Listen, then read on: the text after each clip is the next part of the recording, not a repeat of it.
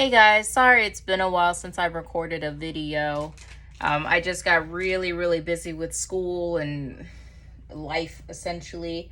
I do want to let you guys know that currently today, it is April the 3rd. I am going to be recording a video just on a monthly spread. I do this every month just to visually see where everything's coming out. So what paychecks are coming through and what bills need to be paid with each paycheck, if I'm going to be doing it based on that like check coming through each time to make sure the bills until the next check are covered, something like that. So this is just another method that I use to just get an overview of what's going on for the month, have my budget ready to go. I always make sure all of my bills are paid first, and then whatever else is left, I typically have a good spread of what needs to happen throughout the rest of that time until the next check comes through. If you hear any noise in the background, unfortunately, that is my son Jojo. He can't leave my side and must have his YouTube and his candy and say stuff at all times. So just bear with me and I will show you guys exactly what I do. So this is the monthly layout. I have 2 paychecks that come every single month. My paychecks come around like the 15th, the middle of the month, and then at the end of the month. So around like the 30th, the 31st, whatever is that end of that month of that schedule. So typically what I end up doing is the checks at the end of the previous month. So right now the check from the 31st of March is the check that I would be using to pay all of the bills from the 1st of April until about the 15th.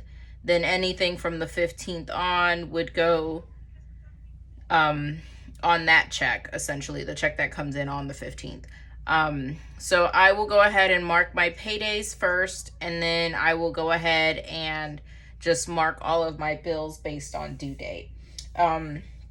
What I typically like to do is I typically like to put a box next to each item so I can actually physically mark off that that item has been paid as soon as I see it clear the account. And what I mean by clear the account is it is officially in black. It is an item that has officially gone away. It is not pending.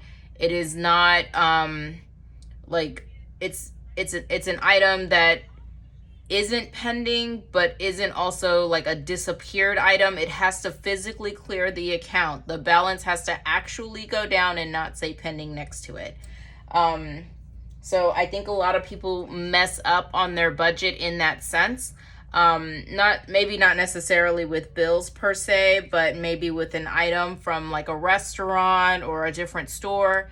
Once an item is approved, that company unfortunately doesn't have a set time frame that they have to come in and collect the money. So typically what most banks do is they'll hold it as a pending item for about like 48 hours, sometimes a little bit longer, just depending on the company.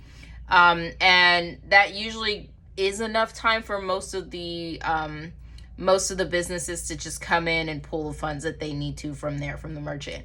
But some companies, they may not reconcile all their stuff immediately. They may wait a week. They may wait until the month is over. And so what happens is, and this is a very rare instance, but sometimes rarely, they may miss a transaction completely and not pull it and realize it later and go in and request those funds at that point. Because it was already an approved transaction, the bank has to honor that transaction. So if you no longer have those funds in the account anymore, it gets paid out anyway. It's a negative item, and now you owe the bank. You're in the red. You're in the negative.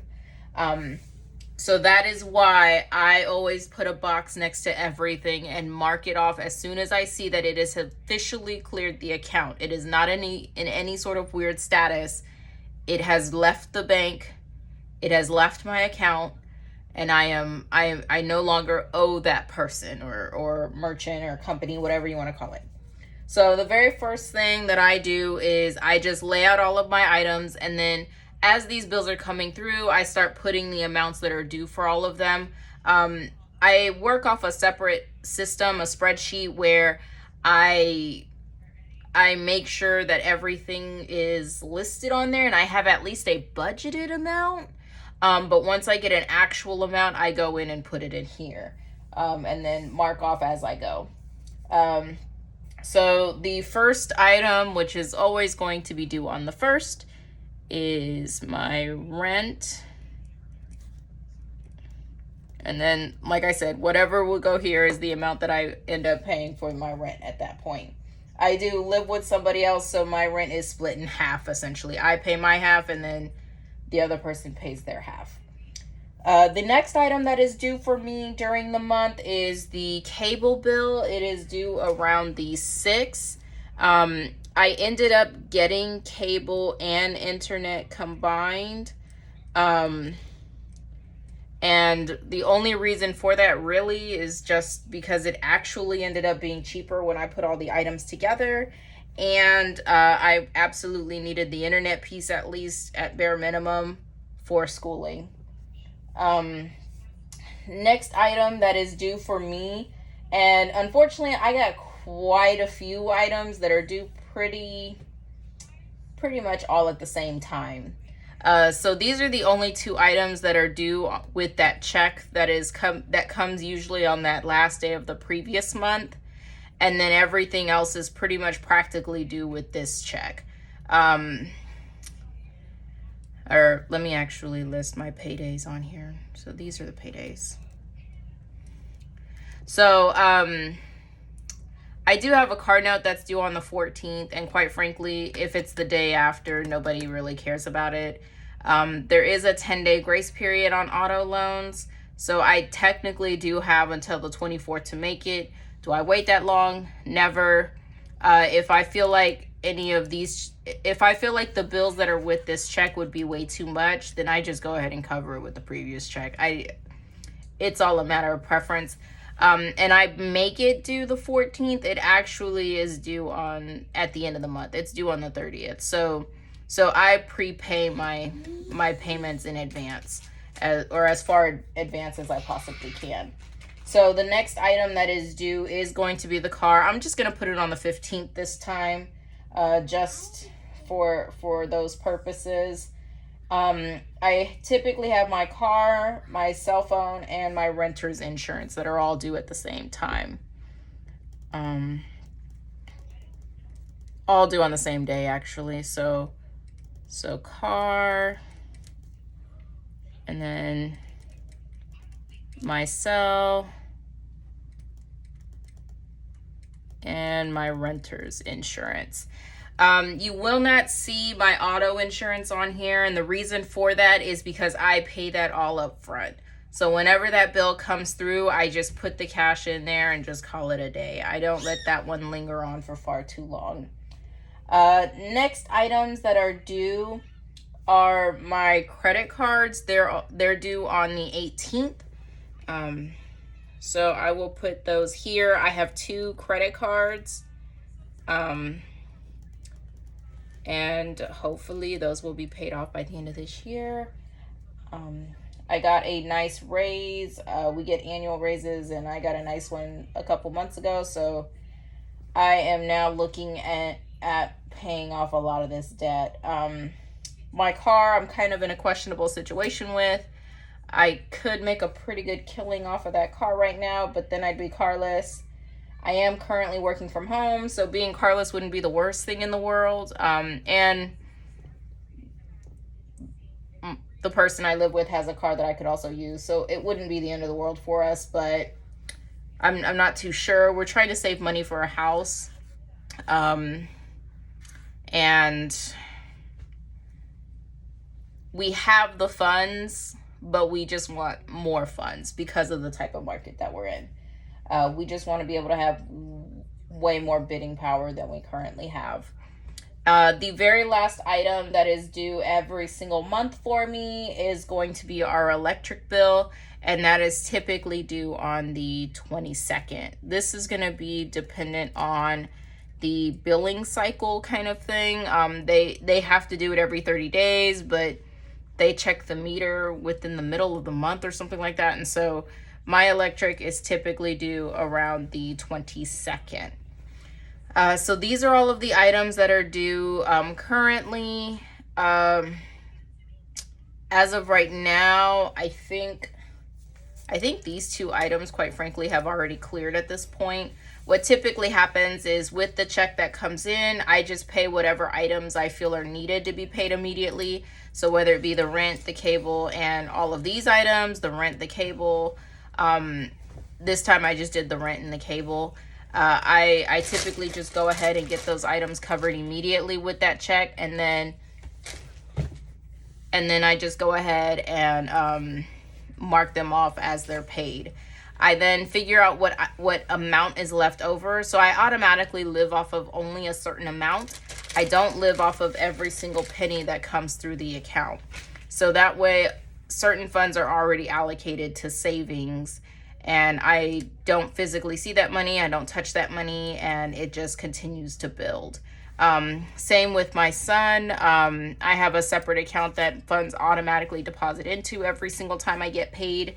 And that's built up funds for extracurriculars, any possibly a car, him going to school, that kind of thing. I just always make sure to have money in other accounts. So this is literally all the stuff that's coming out of my checking account, essentially.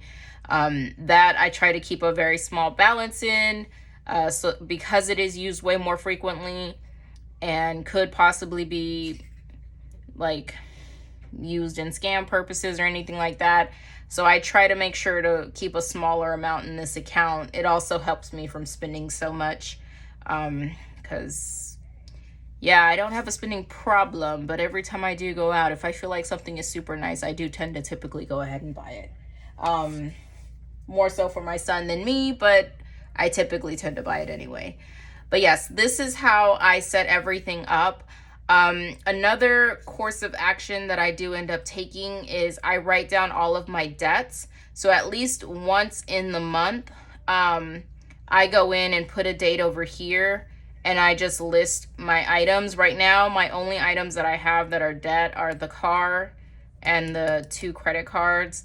My cell phone bill is literally just the usage of the phone, essentially.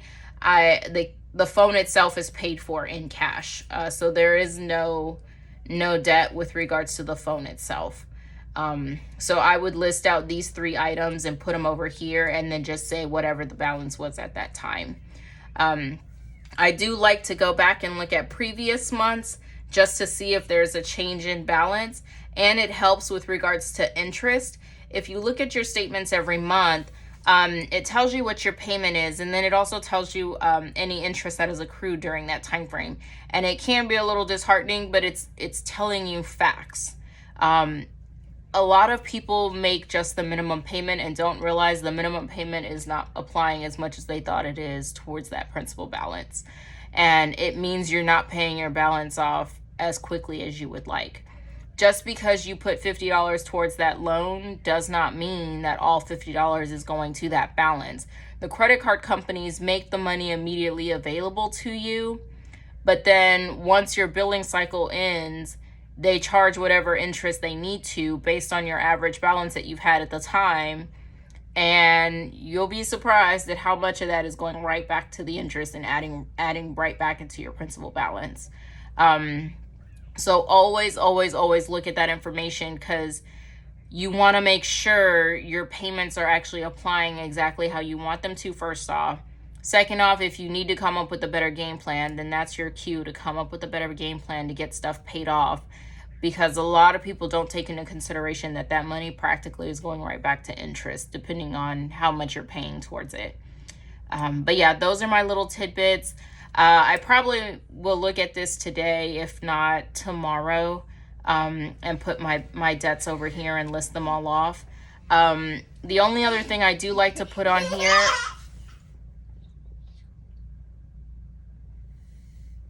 Sorry, y'all, that was my kid again. The only thing I do like to put on here are any birthdays that could be coming up.